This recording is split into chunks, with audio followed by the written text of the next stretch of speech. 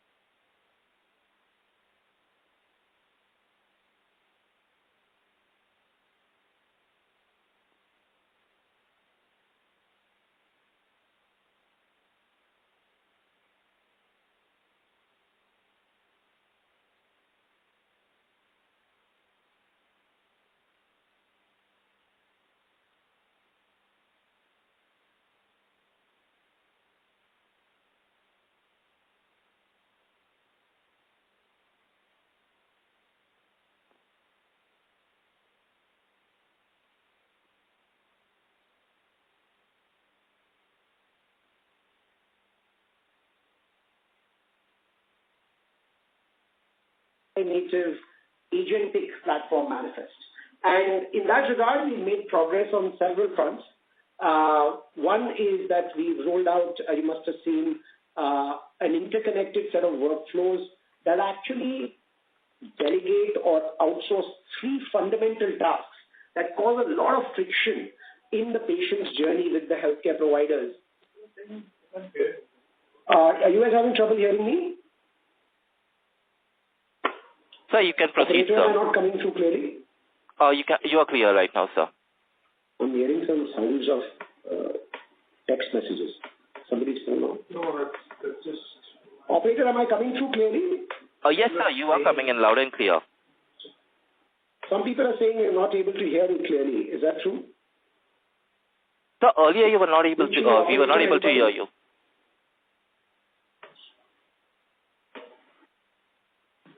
Sir, earlier you were not coming through, sir. Right now you're coming in loud and clear, sir. Okay. Did we miss a long part of my discourse? Yes, sir. 1 minute. Okay, I'll try to repeat some of it. Sorry about that. I don't know what happened. Please, operator, just call us directly on Saransh's mobile if that happens again. Sure, sir. Okay, thank you. Okay, so I guess just to sort of quickly repeat the portion about the fundamentals of our business.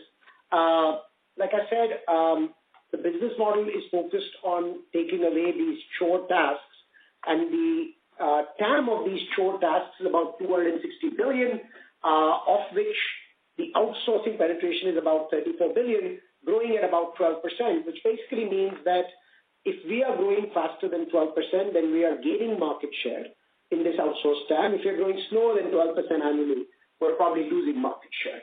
And the other thing that I was pointing out, I don't know where I got cut off, is that our model entails leveraging the right combination of technology and human capital to outsource these tasks.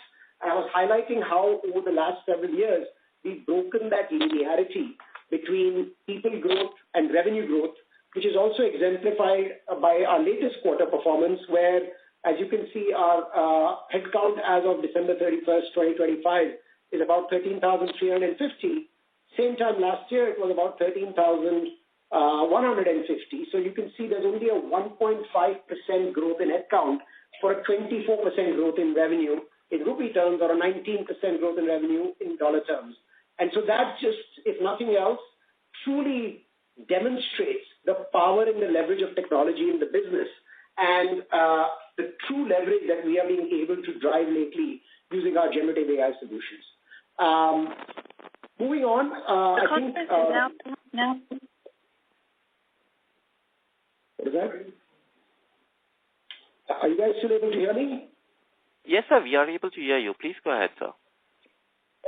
Okay, thank you. I was starting to talk to the 5 key pillars of execution that we typically tend to focus on as a business, and that we build our discourse around, that aligns our execution strategy with hopefully your understanding of our business. The first one, like I was saying, is this moving from human-led to tech-led and really an AI-native agentic platform.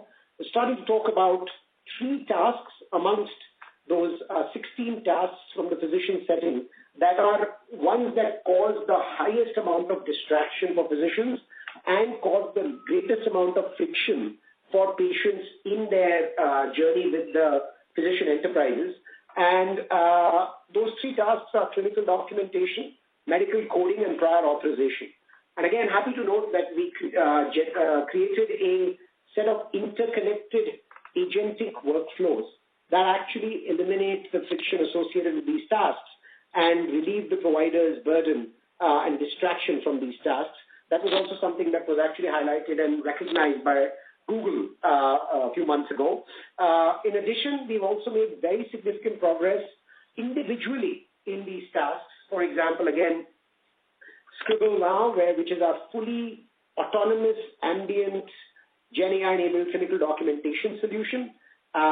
We've also made significant progress in our autonomous coding solution that eliminates the burden of medical coding for our providers. And then Similarly, we've actually launched a very, very state-of-the-art multi-agent orchestration model within our patient access module. And our patient access module consists of scheduling optimization, patient financial clearance, and also all of this is orchestrated by campaigns generated from our patient engagement hub.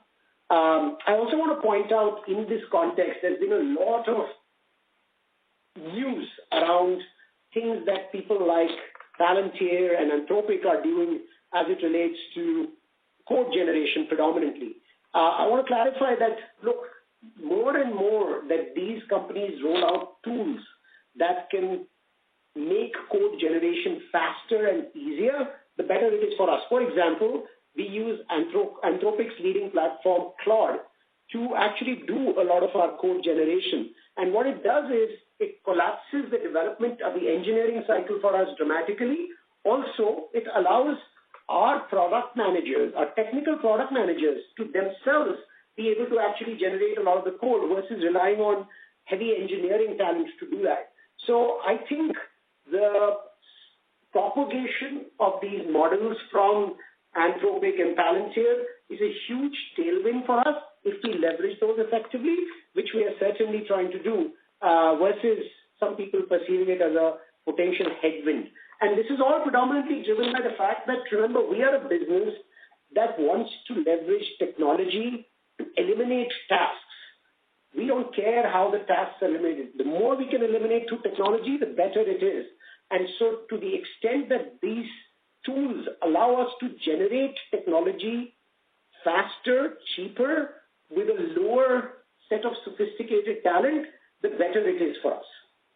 So I think continued solid progress on our first vector of our strategy. The second vector is the acquisition that we did of Acuity back in 2023. I think it was November of 2023. Now that we are well past the 2-year mark, happy to note that I think the integration is more or less complete.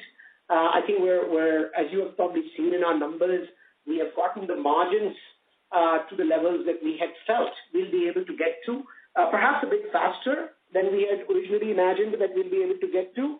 And so I think that integration is more or less complete. The one vector that will continue to need work is the whole cross-sell motion into Acuity's health systems. And again, I'm very happy to note that as we sort of realigned our go-to-market engine with a very, very specific focus on the large health system segment and understanding what is the propensity to buy in that large health system segment, we are finally starting to see some real traction in that segment and in that cross-sell motion. So good early green shoots that are also obviously visible in some of our growth numbers give us confidence that we are in the final innings of the Acuity integration. I think perhaps another couple of quarters and we are well on our way. We also, over the next couple of quarters, perhaps would have completed sort of the pruning of the long tail of customers that Acuity had, which is something that we've been doing thoughtfully over the last couple of years. So solid execution on that front. The third one, which is a very important strategic vector for our business. Look, I think what we all need to follow are big pieces in the business. Our right to win is that you've invested in a business that has understood that in the medium to long term, large healthcare providers cannot be in the business of buying 16 different, what I call features or point solutions, and having 10, 12 different vendors that outsource these 16 point solutions for them. Eventually, everybody will start to realize that the value of the whole is greater than the sum of the individual parts, and there will be a migration of buying behavior towards more and more platform vendor partners. We believe that we are probably today the most comprehensive platform play in the outpatient clinic setting, and we are slowly building a similar platform for the hospital setting, which will take another couple of years. But in the outpatient setting, we're absolutely the number one in terms of the comprehensiveness of the platform. Yet, I think we've learned very carefully over the last several years that buying behaviors are different in different parts of the market. When you look at the large health system segment, which is where you're talking about systems greater than $5 billion, those systems today, even as they intellectually respond to the idea of the value of the full platform versus many point solutions, their buying behavior is still very point solution oriented. So we've actually totally reinvented our go-to-market for that segment of the market as it relates to how we go to market. We will still introduce the idea of the platform, but we very quickly pivot to the construct of which point solutions can solve some of their immediate pain points. And in these large systems, even the point solution wallets are so large that that strategy makes sense. And so that has been a strategic pivot that we've done. Having said that, what's also been interesting is the other segments of the market, mid to small health systems and standalone single specialty and multi-specialty physician groups. In those, there is a greater and greater proclivity to platform sales, and that's really also where we're seeing some platform-based pickup. I think we've had 4 or 5 very significant platform sales since we went public over the last 18 odd months. And, so a very, very cleanly stratified go-to-market between what the proclivity for platform is in the small to mid-size segment of the market and what the proclivity for point solutions is in the large health systems segment of the market. And then because we have to coexist in both of these buying behaviors, it behooves us to build this platform in a way where we are number 1 or 2 or 3 in each of these point solutions or features as rated by industry analysts, even as we are perhaps the only company with the footprint of the platform. And that execution is now starting to get demonstrated. The equivalent of the most followed analysts in our space, like it used to be Gartner in IT services, is this company called KLAS, K-L-A-S. And KLAS is an endeavor that we started maybe about 18 odd months ago, and happy to report that in 2 of our very, very significant features, clinical documentation and revenue cycle management, we are now starting to get rated as best in class. So we've had some tremendous progress in the KLAS ratings, which gives us the confidence that our approach of striving to be leaders in each of the features, even as we are continuing to manifest the full platform, is gaining traction. Not an easy strategy to execute on, but we're steadfast on it. And then last but not the least, another very important differentiated execution pillar is this going further upstream and aligning our outcomes even more to our customers. As I said earlier, traditionally, our model with our customers has anyways been outcome-based, where we get paid as a percentage of their revenue, not based on the number of people we deploy or the amount of technology we deploy, right? Now, in this world, what we've done is, as you've heard from me over the last several quarters, we've gone further upstream and deployed a strategy where in a model that as we got more and more confidence that at the full deployment of our platform, the type of value we create for these healthcare enterprises is somewhere between, say, 700 to 1,000 basis points of EBITDA increase. Remember, these are basically 6, 7, 8% EBITDA business in the first place. If we can increase their EBITDA by 700 to 1,000 basis points by cutting their costs of these tasks and freeing up the doctor's time so that they can see more patients in that time, that increases their revenue on the same fixed cost, you're talking about a value prop that can more than double the current EBITDA of this business. And remember, it's in an industry that is undergoing severe pressures because their reimbursement rates from insurance companies, both government and private insurance companies, are coming down, even though inflation is pretty strong in the US. So you have a business model that is under tremendous cost pressure. That is our customer's business model. And we have a business model that is able to fundamentally transform their margins that are today under tremendous pressure.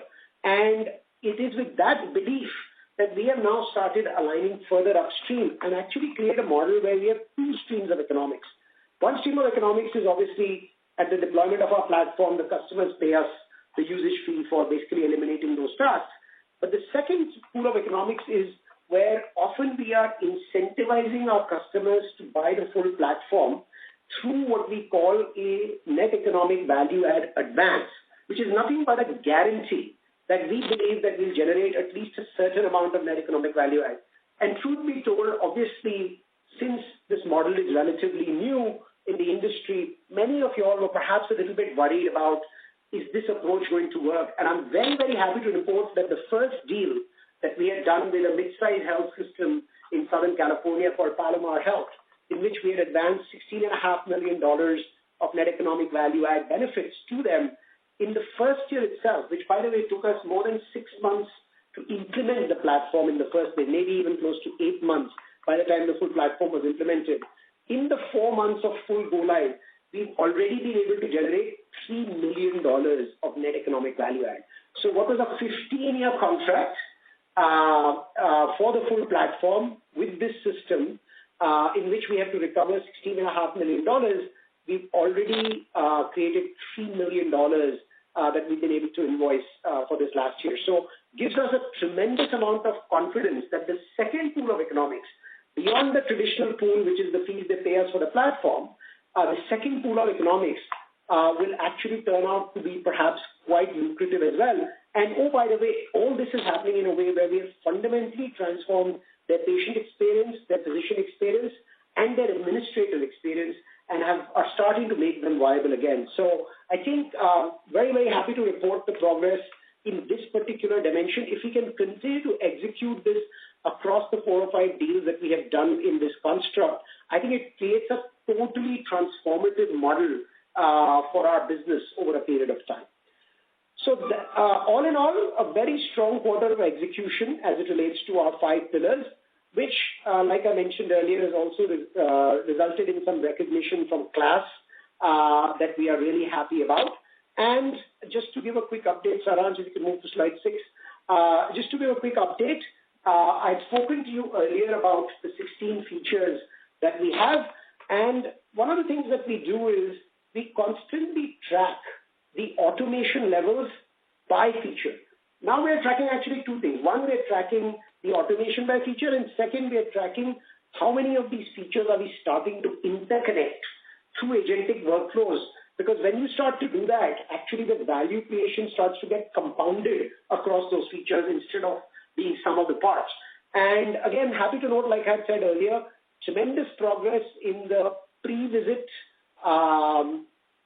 section of our patient journey of our platform, where I was saying we've done these multi-agent orchestrations within optimized scheduling, patient financial clearance, and all of that campaign management through the patient engagement hub. Continued progress on taking Scribble, just so that everybody follows the journey of each of these features is most of them have started in a human-led and tech-in-the-loop. Then they go from tech-led, largely AI-led, to some human-in-the-loop, because you always want some human-in-the-loop supervision.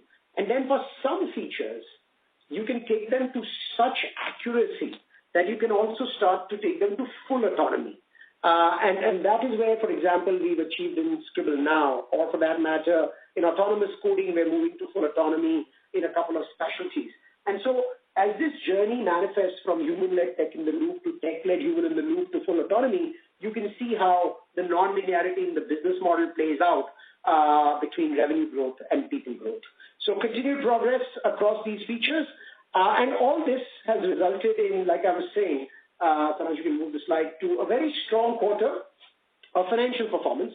Happy to note that in this quarter, we were able to grow our revenue to 815 crores, which is about a 24% year-on-year growth in revenue, 19% in constant currency terms. And we were able to do this while delivering some very strong EBITDA numbers. EBITDA came in at about 281 crores. So if we can go to slide 9, then we'll come back to the slide.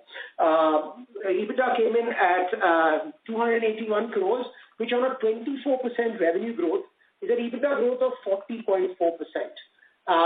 And on a quarter-on-quarter basis, revenue grew 4.3%, and EBITDA grew 3.6%.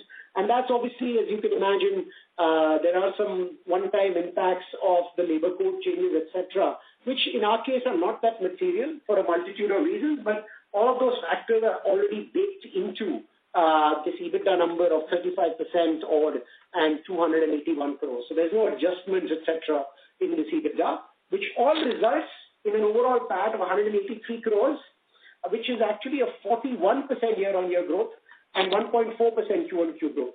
And there are a couple of non-cash items that are actually affecting the PAT, When you adjust for those non-cash items, actually PAT comes to 215 crores, which is a 48% year-on-year growth and an 8.7% Q-on-Q growth. I'll let Nithya comment in her remarks about those non-cash adjustments. But overall, no matter how you look at it, a very, very strong quarter of financial performance, which, by the way, is really a byproduct of the teams working tirelessly to execute across our 5 pillars of execution. So with that, I'll turn it over to Nithya to dive into some of the more details of our financials, and we'll take it from there. Thank you, Sachin, and good morning, everyone. Taking off from Sachin's remarks on the numbers, I'll start with the one-off items that Sachin was referring to. There are 2 such items in the numbers this quarter. One is the labor code impact. Though immaterial, it has been baked into the numbers. Second is we have refinanced our term loan this quarter. Investors will remember that we had assumed a term loan of almost $146 million at the time of acquiring equity. We, of course, continue to pay that down, and we have now refinanced that term loan to a $50 million term loan. Of course, the refinancing triggered an accelerated amortization of the setup cost of the original loan. The 12.7 crore number is that one-time non-cash write-off, which is also sitting in the PAT numbers. So adjusted for these non-cash items, the PAT actually grew at almost 48%, and we had about 215 crores of adjusted PAT this quarter. If we can go to the next slide, I'll cover a few more items.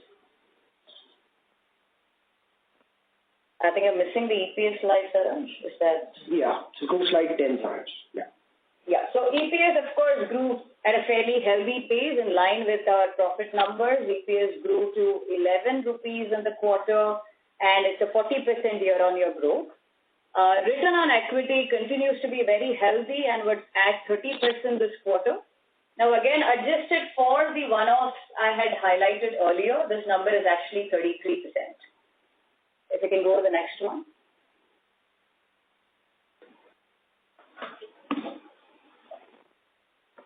They are in trouble moving the slides? Yeah, they're getting there, yes. So cash generation continues to be very strong. If you look at the adjusted OCF and FCF numbers,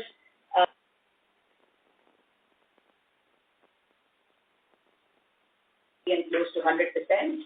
The actual OCF numbers, you need to adjust a 90 crore or a $10 million number. This is towards an upfront performance guarantee that has been provided to a large customer. This will be booked as assets in our books, which will be recovered through the savings that we will be generating in our customer as we deploy our platform.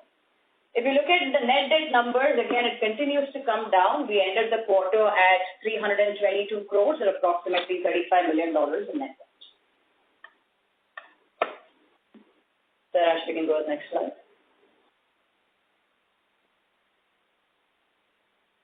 Let's go to the summary financial slide. I think we've covered most of this.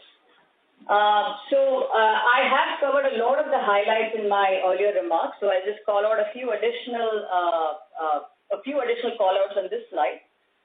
You will note that forex gain in this quarter has been approximately 9 crores. But please note that we continue to maintain a hedging policy, and there is a 9 crore hedge loss that's also sitting in the revenue line item.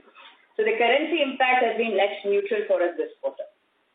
If you look at finance costs, this is where the 12.7 crores one-off write-off that I highlighted earlier is sitting.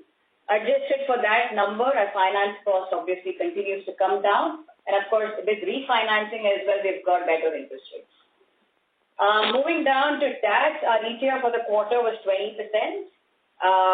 For the full year, ETR, please expect ETR to be around the same 21% number. If we can move to the next slide. So these are the standard set of KPIs that we report every quarter. Our EBITDA per employee number continues to be at a very, very healthy level and has grown substantially year on year, largely from the margin transformation that we have been able to achieve with the equity business model. Looking at the top 10 customers, top 5 customers, both of them have grown at a healthy pace, both year on year and quarter on quarter. And our vintage with both the top 5 customers and top 10 customers continues to be north of 6 years and fairly healthy. I'll end the prepared remarks here, and we're open to take questions now. Thank you, Nithya. Back to you all for questions. Thank you. Ladies and gentlemen, we will now begin the question and answer session. Anyone who wishes to ask a question may press star and 1 on their touchtone telephone. If you wish to remove yourself from the question queue, you may press star and 2. Participants are requested to use their handsets while asking a question. Ladies and gentlemen, we will wait for a moment while the question queue assembles. We take the first question from the line of Chirag Kachhadiya from Motilal Oswal Financial Services. Please go ahead. Hi, a couple of questions to Nithya and Sachin. So, some of the deals which you mentioned in our investor presentation, the 5 deals which you shared with PPT, when they expect to start translating into the revenue? That is the question number 1. Second, from the cross-sell perspective, in the earlier deals which we announced in our earlier presentations of the earnings, what is the status of execution on those deals? And we repeatedly mentioned that near about 90% of revenue is coming from the same type of customers. So what is the incremental growth is coming from the deals so far disclosed post our listing? Yeah. So Chirag, I apologize. Not all aspects of your question were clear. So I'll try to answer what I did here. I guess you were talking about the new deals that have been announced this quarter, which are Femwell, StrideCare, and then a couple of other deals where we can't name the customer. On those, are you looking for the potential revenue contribution from those? Because we don't generally give that specific deal by deal. So I will say that. Yeah, please go ahead, Chirag. Yeah, so I'm asking Sachin, when this deals so you get converted into revenue from in which quarter? Yeah, so good. That's a good question. 2 of those deals that are unnamed are actually kicking into Q4 itself, and the other 2 deals, Femwell and StrideCare, are expected to start kicking into revenue in Q1. StrideCare should go live entirely by the end of Q1, perhaps early Q2. The Femwell deal, which is their base of 800 plus providers, is likely to go live across that 800 provider base over a 6 to 9 month duration, starting in Q1. So it will basically go from Q1 to Q3. Okay. And are we only the sole provider of such services to these entities, or we are gaining a market share from the existing vendors?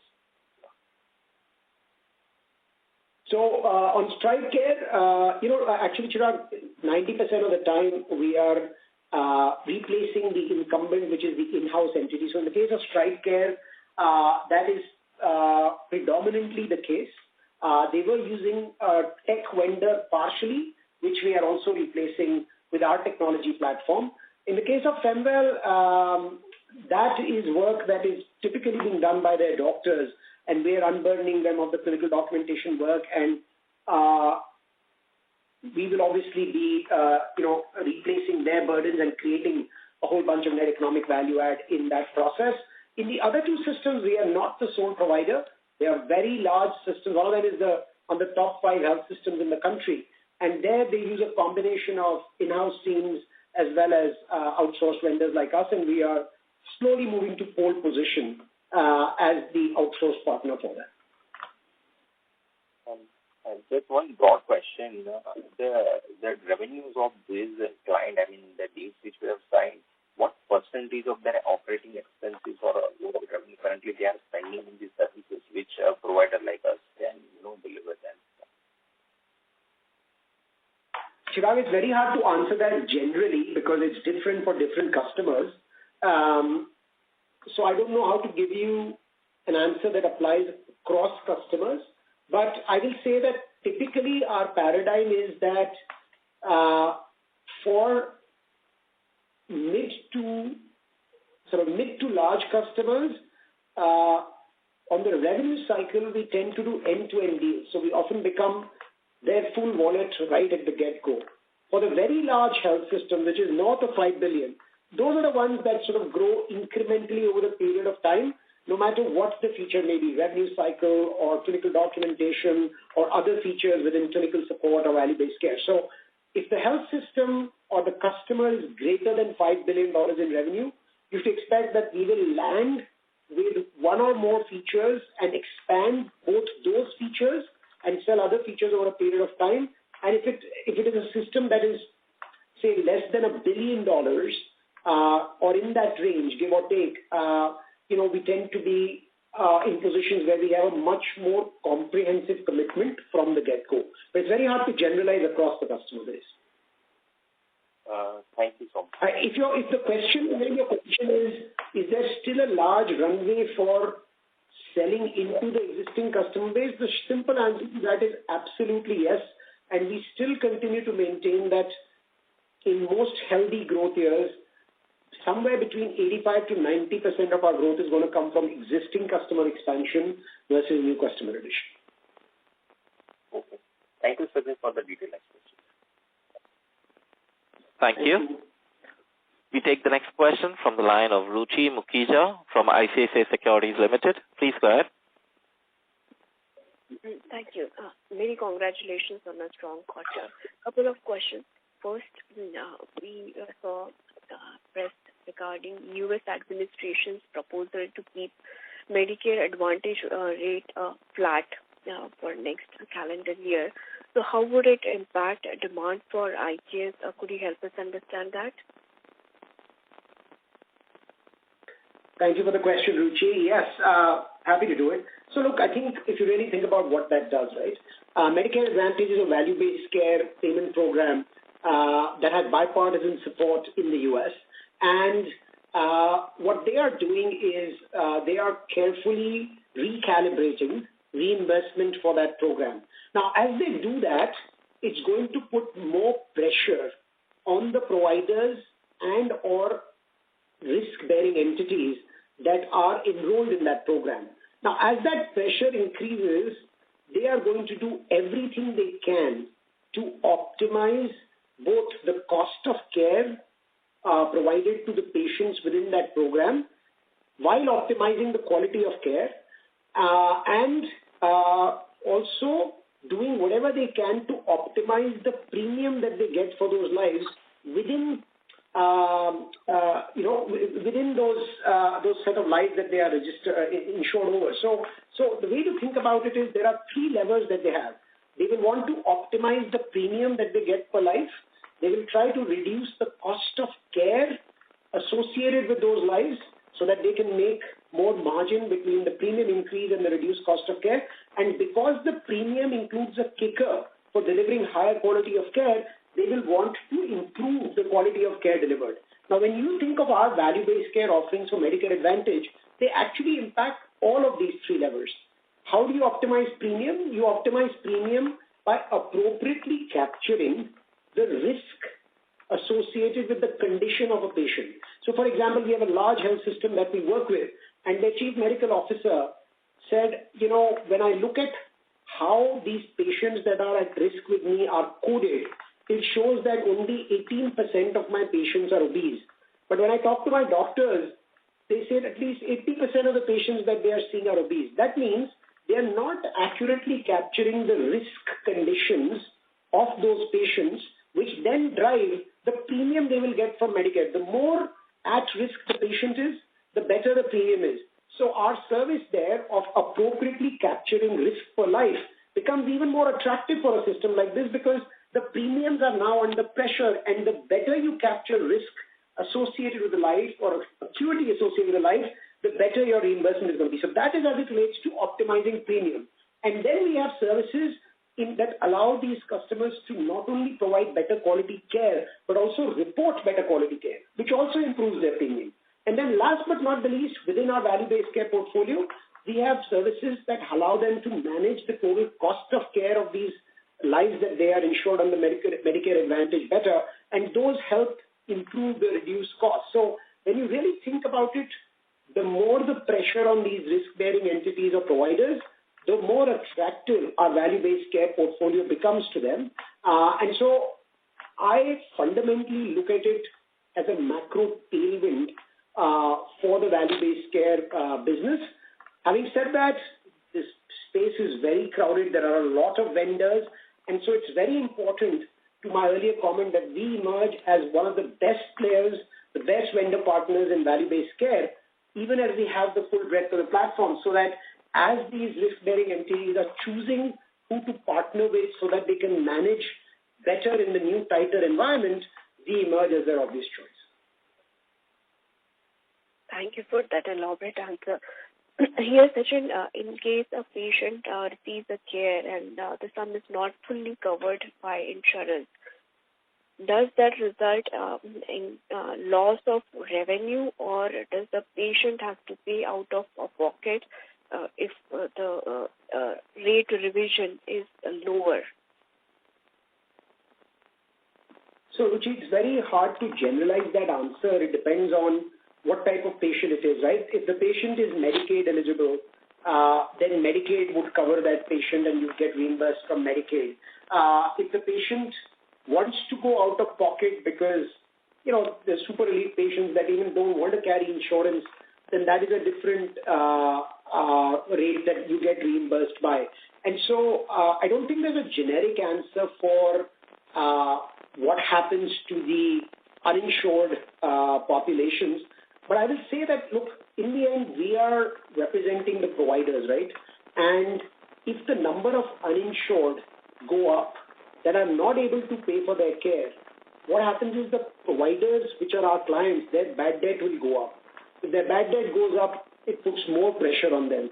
So, I am so far not hearing any macro regulation that is not a fundamental tailwind for our business.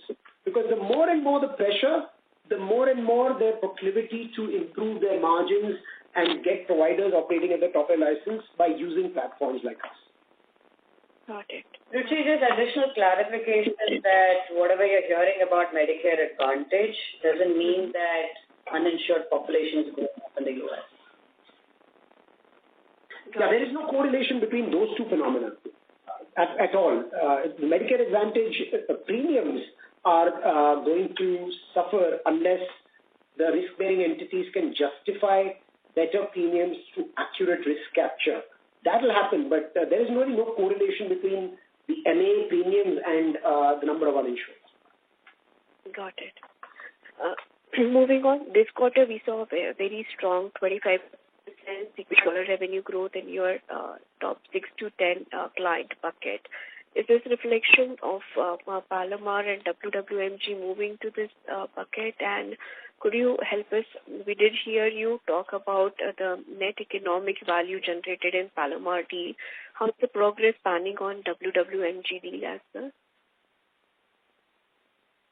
Yeah, so thank you for the question, Ruchi. Look, I think what I don't want to get into is the paradigm of reporting progress on each deal. Having said that, the WWMG deal is absolutely on track, and we expect to see benefits being created over a period of time. And, again, the results of the Palomar deal so far have given us a big shot in the arm and the confidence that this model has long-term sustainability, but it's still early days, and we'll see how it progresses in the future. Please understand one of the factors that drive the speed of the implementation of the full platform and the resulting net economic value add is also the underlying system of record or electronic health record that the customer has with whom we have to integrate our platform. Now, in the case of Palomar, they were on an electronic health record platform called NextGen, with whom we've had a long-standing relationship, and so we were perhaps able to integrate a bit faster, even though, in spite of that relationship, it took us 3 months longer than we had hoped. In the case of Western Washington, they are on Epic, and that Epic is delegated to them through a large hospital in the area. So integration with Epic always takes longer than integration with other systems. And so, things like those will always play into the specifics of each of these deal dynamics, which is why I don't know that the deal-specific nuances are of that much relevance. But I think over a period of time, I think we have early indications that our fundamental thesis around this net economic value add model might turn out to be quite valuable. Okay. And as we... Ruchi, I would request you to please join back the queue for follow-up questions. Sure. Thank you, Ruchi. We take the next question from the line of Prolin Nandu from Edelweiss Public Alternatives. Please go ahead. Yeah, hi, team. Thank you for taking my question. Just to double click on some of the previous participants' question on what is going on in US, right? While the Medicaid inflation was lower than expected or price hikes, there are various cases of frauds which are also coming out in the provider mix, right? In maybe states of Florida and some other states as well. So while I appreciate your comment that in the longer term all this is going to be positive for a platform like us, but in an interim, is there a risk that some of the volumes at our our clients might suffer, right, because of whatever is going on? And in the same context, how difficult is it to identify a consolidator client in such a scenario, right? Where if I also think about your deal with Palomar, right, that also got acquired, right, in a way. So in a very, dynamic sort of a world, do you think that there could be some hiccups in our revenue before we probably realize the benefit of what is going on in the US regulatory space? Thank you for the question. I think the answer is yes and yes. I mean, I'm sorry, but yeah, I mean, of course, this is a highly dynamic environment. Also an environment where there is constant change in regulation, there is unpredictability of regulation, and then there is all this sort of need for buyers to discern the signal-to-noise ratio between AI hype and reality. And so in a world like this, if I stood here and said everything is a tailwind for us and everything will result in linear growth consistently quarter on quarter, year on year, I'd be lying. And so you're right. I mean, I don't know when the next hiccup is coming, which is why we don't give guidance. And that's why I keep saying that, in general, if we are growing faster than 12%, we're gaining market share. If we're growing slower than 12%, we're losing market share. And we're going to try to stick with that. And, we'll have some quarters where perhaps the numbers look better than other quarters, like this quarter that ended, Q3, which we're very proud of. And then there'll be other quarters where numbers will look worse. But I don't think this is a mature, stable market where you can predict a linear growth curve quarter on quarter, year on year. So if your question is, does this create unpredictability in the market and could there be hiccups? Absolutely. I mean, hard for me to tell. I can just tell you that our clients are under more and more pressure, and more pressure means that they have to do things that they haven't done in the past, and their pride of trying to own everything is definitely being tested right now. So that is a sort of macro fundamental trend that is undeniable, but how that plays out on a quarter-to-quarter basis, will there be some hiccups in some clients? Absolutely. Now, that only time will tell. So thank you.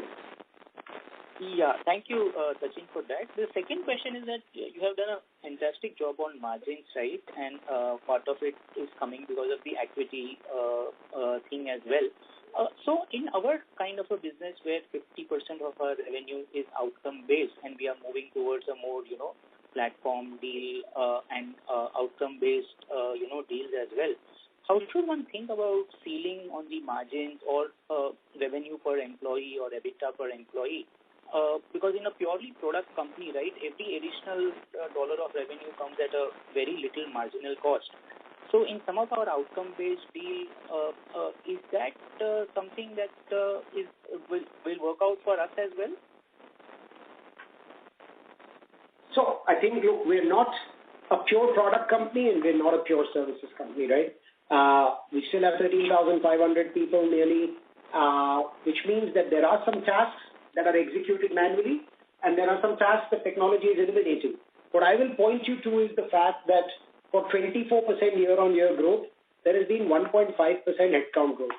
If you extrapolate this trend to the last 5 years, you'll see a clear evidence of this trend. So it is not a one-year trend or a fluke phenomena, right? So I think what you should continue to expect is more and more tech leverage in the business, but that more and more tech leverage will also get offset by continued expansion of R&D investment. As you've seen, our R&D investment this quarter is up to nearly 5%, 4.7%. I think it's about 39 crores, give or take. And so we intend to continue to expand our R&D investment in a world where everybody talks about AI. We're actually building AI and deploying it to make a real impact on patient lives, on provider lives, and in the process on our bottom line. And so expansion of R&D investment also in a market where there is so much noise about the hype of AI, it's imperative that we continue to expand our marketing spends, which is going to be another level of investment. And then we'll continue to expand our sales force by market segment because each of the market segments are so nuanced and have their own dynamics. And so our stance between Nitya and me have always been that, look, once we get to early to mid-30s in margins, that is what you should expect from the business. We had thought we'll get there 2 quarters later. We got there 2 quarters sooner. I think we are in the range. And so I wouldn't model, if that's what you're looking to do, some significant margin expansion at the EBITDA level. Will we constantly keep trying to optimize gross margin? Yes. As we optimize gross margin, will we keep expanding our investments in SG&A, R&D, sales and marketing? Yes. And, we stay consistent with what we have said is that this is the EBITDA range that we feel relatively comfortable with. And by that, I don't mean 35%, but this range within say 100 to 150 bits. Thank you so much, Sachin, and all the very best. Thank you. Thank you. We take the next question from the line of Azim from Barclays. Please go ahead. Yeah, thank you. Congratulations on a good set of numbers. Question is around what we keep seeing on TV, right? This Anthropic and the way AI is progressing. I know you have covered enough, but still the question that is lingering here is that how the competition is, kind of matching up to your pace by using these, agents and the way, the entire Anthropic is disrupting SaaS and other areas. So what is the distinguished IP that you have which competition may not have when you're reaching out to your, potential clients? So thank you for the question and for the kind words. I think the simple answer is this. Look, what is Anthropic? Anthropic has this platform called Claude. It's essentially a code generation platform, and it is a very sophisticated code generation platform where people that are not the most sophisticated engineers can actually rely on the platform to generate code. And it's very important for us to understand that.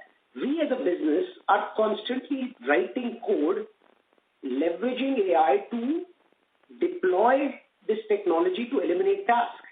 As the Anthropics of the world keep making the Claudes of the world more and more sophisticated, we will be able to do more and more technology build-outs, hopefully at a lower cost, and deploy technology rapidly.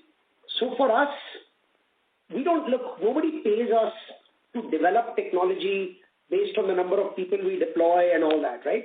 That's not our business model. So for companies that get paid because it takes 50 people to build a technology, Claude might now be able to do it with 14 people. And so obviously they're going to run into headwinds. In our case, that is not the case at all. So I actually want more and more Claudes to come out, more and more Claude software development kits to be rolled out so that we can accelerate our deployment cycle. Now, your next question as a corollary of that is, does that democratize the right for other new players to leverage these tools and also build a platform like us? And I think it will be naive on my part to say that it doesn't. Yes, of course. In traditionally what took us 3 years to build as a technology, today we're building it in 6 months. So what is to say others won't build it? But please keep in mind, building the technology is one thing, capturing market share is another. It has been 18 years that we have taken to capture 150,000 providers. We still face constant resistance working with our clients, convincing them to change what they are doing in spite of their pressures to penetrate, then integrating with their system of records, the EHRs. All of their clients, even when they're on an EHR, their data is in an absolute mess. So it takes a long time to get their data reorganized and vectorized so that these technology platforms can be effective with that data. So this notion that somehow these enterprises will leverage a tool like Claude and build all of these agentic workflows themselves is rather unrealistic in my opinion. And so, look, I think we're hoping there's more and more Claudes and there's more and more acceleration to the engineering cycle. And if in that process, some worthy competitors come in and create technology that is either better than ours or have a mousetrap that gets them into the market faster, all glory to them. Just keep in mind, it's a $260 billion TAM. Only $34 billion has been outsourced. We're under a $400 million company today. So look at the growth opportunity and the opportunity for multiple players to exist, which is why, as you can see, there is so much investment going in this space. And what are we doing in the middle of all that? We are trying to continue to drive industry-leading growth in a capital-efficient manner, not over-leveraging our balance sheet at all, and do deals that are fundamentally differentiated because we are doing more and more full platform deals. I think welcome Anthropic and Talented to bring more and more technology to benefit us.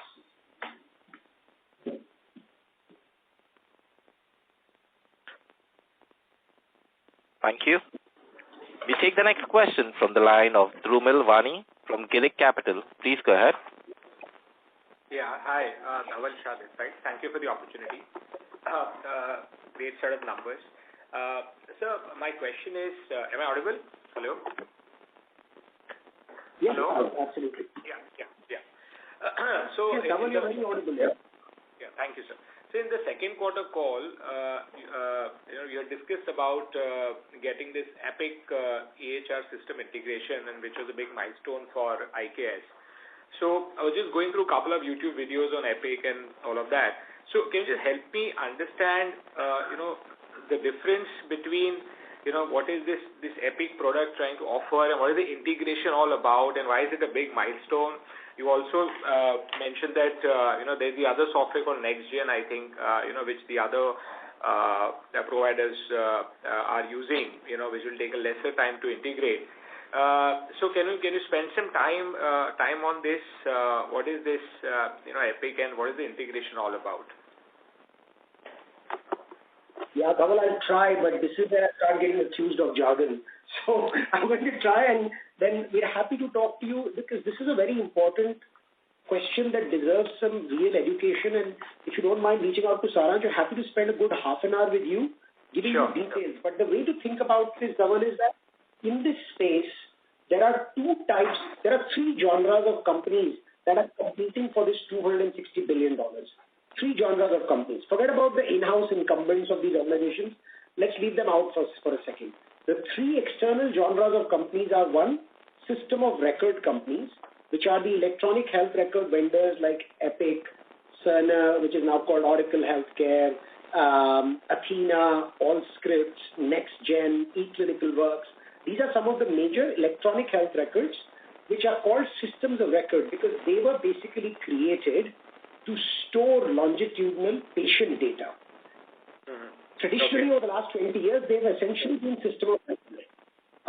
Now, with agentic AI coming in, traditionally they were not in the business of eliminating tasks for these healthcare providers. In fact, they were creating new tasks because healthcare providers spent a lot of time and energy in managing these system of records. Now, with agentic AI, they are starting to also want to get into the business of eliminating tasks by writing their own technology. What is their advantage? They are already incumbent in a customer. They already have all the data stored within their systems. And you need data to be able to orchestrate AI effectively in a customer's environment. So that is their advantage. The second genre of companies is what I call point solution system of actions, which are companies that just do clinical documentation, ambient AI companies like an Abridge or a DAX, which is owned by Microsoft, or Ambience. You heard all these names. Or companies that just do prior auth, or companies that just do patient access, which are individual 1, 2, 3 tasks within our overall platform. I call them point solution systems of action. Their idea was eliminate actions that are unnecessary from the provider's environment. And the third is what I call platform system of action, which are companies like us that have said point solutions are not the answer. System of action needs to be comprehensive and needs to eliminate all the chore tasks And so these three companies are fighting with each other for this $260 billion. The system of record, the epics of the world have an incumbent advantage because they are sitting in the customer's organization with data. We have an advantage because we're setting in 150,000 providers already incumbent. We understand their workflows in detail like nobody else in the new world understands them. Now, how those dynamics will play out over a period of time, only time will tell. But my belief is there is enough market space for all three of these genres to succeed. I will make one distinction. I personally believe in the medium to long term, as valuations, etc., rationalize, there might be some coming together of system of record companies with system of action companies. If that coming together starts to happen, that might create the true 800-pound gorilla in the space. And so we are watching very carefully what's happening to these system of record companies. We are keeping our balance sheet healthy and strong. If some opportunities emerge, we will look to that. Until then, even though they are pseudo-competitors to us, we have to integrate with them because the data is coming from them, which is why integrating with Epic is a big deal. And the regulators, even though they realize that the system of action and system of record are competitors, are forcing the system of records to integrate with the system of action because they realize that the system of records can't take unfair advantage of their incumbency. So they still keep trying to take unfair advantage. Some play better ball with others. And, over a period of time, slowly but surely, we are integrating with all of these. So hopefully this gives you context. Happy to talk to you offline about this. This is a very important dynamic in our business. Yes. Just to add, I think with respect to Epic, we're very happy that several of our proprietary technology products are now fully integrated into Epic. So if you look at Epic Showroom, you'll actually find our script product, our stats product, and even our coding suite is now available on Epic. So what this means, we're able to automatically integrate our product into Epic. We're able to read and write from Epic, and our products are able to work, therefore, in tandem with Epic.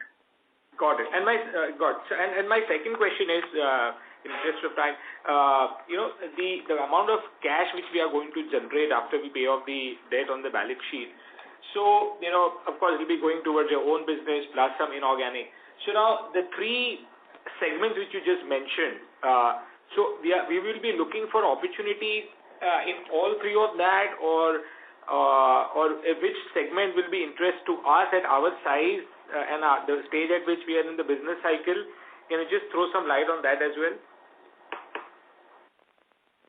I think if there are some significant leaders in the point solution system of action in the health system market, those will be attractive. And then absolutely system of record leaders in any of the segments of the market will be attractive. But, like I said, the market has such hype on valuations right now, and we are generally pretty conservative. So we're going to be careful about it, but we'll absolutely keep our eyes and ears open. Got it. And to Nithya, what about the dividend policy? Do we have anything? Are we planning to have anything? I think, like Sachin pointed out, there are lots of opportunities. Are you able to still hear me? Yes, very much. Hello? Yes, I can hear you. Hello? I was saying that yes, so we still have multiple opportunities to continue to grow our business as well as look at acquisition opportunities which will be complementary to our business. And of course, what the $50 million of debt that we still have is, of course, something that we want to pare that down pretty quickly. So those would be priorities in the near term. Got it. Okay. Thank you very much. Good luck. Thank you. We take the next question from the line of Abhishek Maheshwari from Skyridge Fund Managers. Please go ahead. Thank you for taking my question. Just two questions. First, to what extent do we hedge our forex earnings? Because everything we earn is in dollars. So is it 100% hedging or a little less than that? It's 50 to 60% of our net forex exposure. That's what we hedge. Got it. And second question is regarding 60% of the net forex exposure over the following 12 months. Understood. All right. So second question is regarding, I know you have already touched on it, but you've been growing very well last few years. Any concerns with respect to the base effect? Because, I mean, after a point, it does become difficult to grow at 40% levels. So where are we in the cycle right now? Yeah, look, I mean, as I've said, I think the market opportunity is large, and our simple thinking is if we grow faster than 12%, we're gaining market share. If we go slower than 12%, we're losing market share. So far, we've been fortunate enough that we are able to drive that industry-leading growth, and we believe that we have the wheels in motion to continue to try to do that. But again, I will warn everybody that, nothing is linear in life, but I think our base is still small enough relative to the size of the market where growing faster than market is the headline. To me, that's the true definition of success in the market. The outsourced TAM is growing at 12%. So that's sort of how I think about it, even from the current base. So, and this year, this remark is based on the current environment, not the potential acquisitions you can make in the future, right? Yeah, that's right. Okay. All right. Thank you so much. Thank you. We take the next question from the line of Jay Prakash Kumar from Corman Capital. Please go ahead. Yeah. I said my question is on this platforms you talked about, Claude and Palantir and all that. So right now, maybe they are kind of a subsidized, low cost, given that we use this comprehensively. How, let's say they increase the cost, how will it impact your cost base, or is it just, I understand maybe it's insignificant right now, but maybe in future, how significant it is in terms of usage and the cost? So look, I mean, in the end, there are two types of external technologies that we're using. We're using systems of compute, right? And we're using systems of logic. So these things like Claude, I would call them as systems of logic. I expect costs to fluctuate both in systems of compute and systems of logic. And hence, we continue to say that our R&D costs are likely to continue to inch up, not down, even as we continue to try and improve gross margins. And hence, our thought process that please don't continue to model constant margin increases from these levels. So you should expect costs to perhaps increase over a period of time, but eventually, as you know very well, as technologies become more and more mainstream, adoption increases, costs come down over a period of time. So it's going to be volatile, and that should be reflected in our R&D costs, and we're anticipating that in our R&D costs. Thank you, sir. Thank you. We take the next question from the line of Karan Shah from CWC Advisors. Please go ahead. Hi, Sachin. Good morning. I had a question around, you have several qualitative factors that, help us understand as investors the medium to long-term growth drivers, the trajectory, and the opportunity that stands out in front of you. But quantitatively, what would be those granular metrics that you and your team hold yourself accountable to on a medium to long-term basis, apart from, growing over and above your TAM rate? So you see, thank you for the question. I mean, there are a whole bunch of metrics that we are holding ourselves accountable to internally that are driven by market segment. So there are metrics by market segment, and there are metrics by feature and feature cluster. So think about a metric like penetration of each feature in the customer's wallet, then penetration of number of features in a large enterprise customer. There are so many metrics by market segment and by feature and feature cluster that it would be hard to call those out on a call like this. But again, happy to discuss more of that offline. But obviously, as you can imagine, when you have such a full breadth of the platform and you're trying to execute full platform deals and you're trying to execute individual point solution deals in certain segments of the market, the metrics differ by market segment and by feature cluster. And so I'm sorry, hard for me to sort of just enunciate them on this call, but just know that there are, and those were the metrics just around revenue. Then there are metrics around margin. Then there are metrics around automation, like I discussed. How much is the human-led tech in the loop? When does it go from human-led tech in the loop to tech-led human in the loop, where humans become auditor of task versus doer of task? And then which features will get to autonomy when? What happens to the gross margin journey as the features go from human-led tech in the loop to tech-led human in the loop to full autonomy? So there's metrics around margin. Operating cash flows is one of the biggest metrics around which the whole leadership team is aligned. So again, sorry, but we have to actually head on out for a media interaction. But happy to talk to you more offline and give you more color on internal metrics.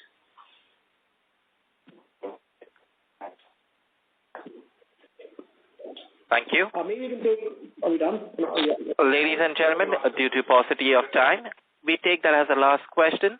Further questions can be taken up with the IR team. I now hand the conference over to Mr. Saransh Mundra for his closing comments. Thank you everyone for joining and asking all the questions. Really interactive session.